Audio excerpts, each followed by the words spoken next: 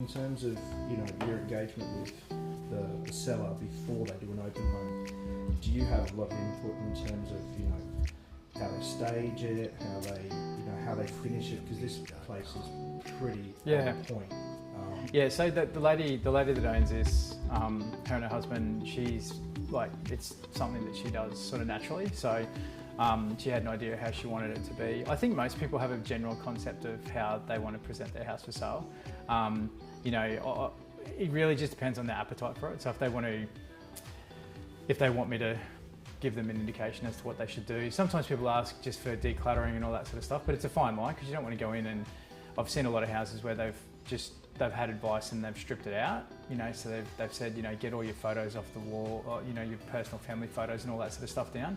But I'm not a believer in stripping your house out. I think that, obviously if you've got too much furniture, you want to declutter it. But what I found over the years is that, it's funny, most of the people that I sell to, the people that are buying it are often a younger, slightly different version of the people that I'm selling it for. So them actually presenting it how they would present it and live in the house how they would live in it,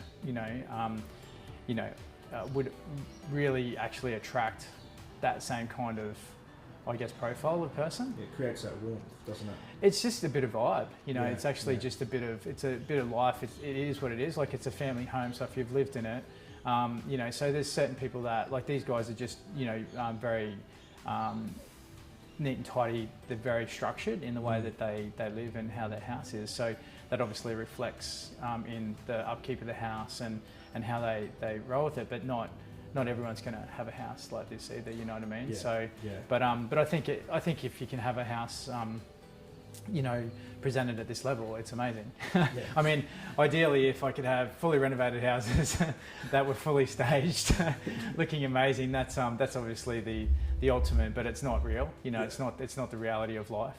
Yeah. People still need to live in their homes and do what they need to do day to day. So I do give them a amount of feedback, but it's really consultative. It really just depends on how, the person, what their abilities are, what their financial situation is, because not everyone can just go out and buy amazing furniture.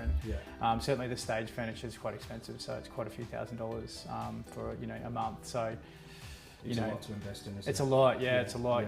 Like, I've got some people at the moment that spend about $6,000 or $7,000 on staging.